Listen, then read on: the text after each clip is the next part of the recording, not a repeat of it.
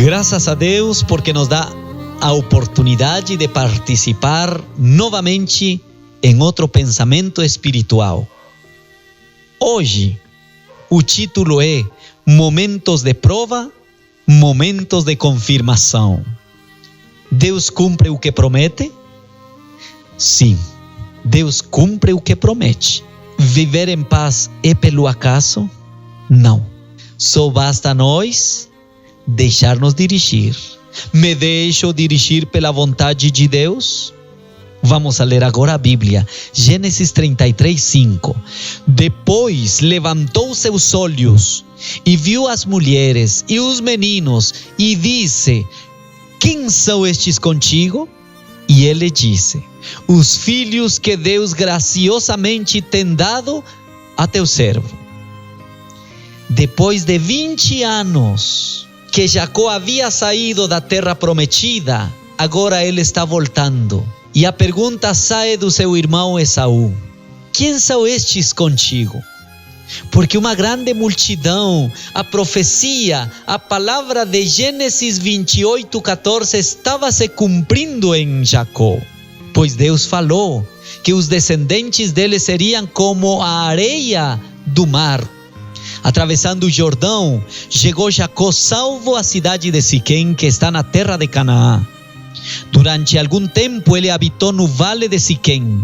Foi aqui que Abraão, mais de 100 anos antes, fizera seu primeiro acampamento e construíra seu primeiro altar, na terra da promessa.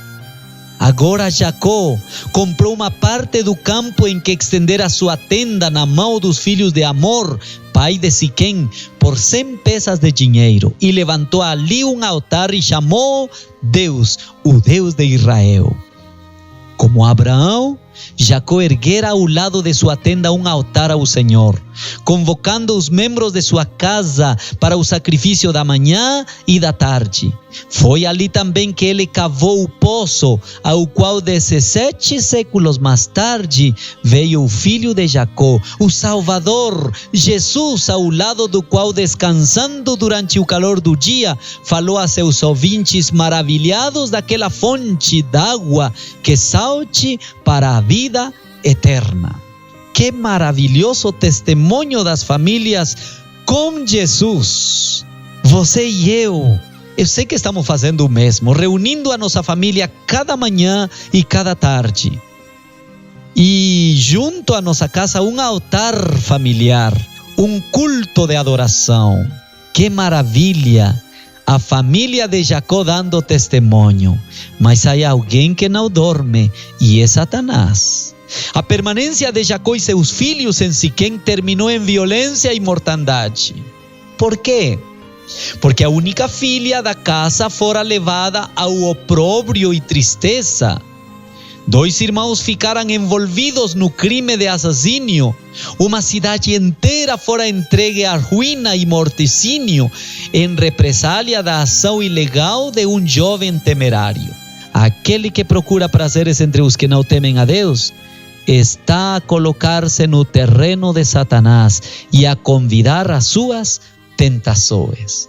Sempre devemos dar estas advertências aos jovens, aos filhos de hoje. Porque Satanás se aproveita. Por meio desta situação, trouxe tristeza grande ao coração de Jacó. Jacó ficou extremadamente agobiado. Jacó entendeu que havia motivo para uma profunda humilhação. Crueldade e falsidade se manifestaram no caráter de seus filhos. Havia deuses falsos no acampamento e a idolatria tinha até certo ponto ganho terreno mesmo em sua casa. Se o Senhor os tratasse de acordo com seus méritos, não os deixaria a vingança das nações circunvizinhas? Enquanto Jacó estava assim prostrado com a angústia, o Senhor ordenou-lhe que viajasse para o sul, a Betel. A lembrança deste lugar recordava ao patriarca não somente a sua visão dos anjos e as misericordiosas promessas de Deus, mas também o voto que ali fizera de que o Senhor deveria ser o seu Deus. E agora, amparado por Deus, ele recebe o grande chamado. Quantas vezes nós, os pais, pode ser que vejamos a nossos filhos envoltos em dificuldades terrenas, as nossas filhas buscando caminhos equivocados. Mas Deus sempre terá uma saída para aquele lar, para aquela família, para aqueles pais. Deus trabalhou com Jacó.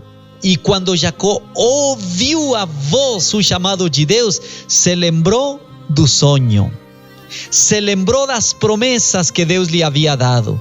E se lembrou do voto que ele havia prometido. Que Deus seria o seu Deus. Em nossa caminhada para a Canaã Celestial, que Deus abençoe a todas as famílias que caminhamos com Jesus. Deus nos abençoe grandemente. Amém.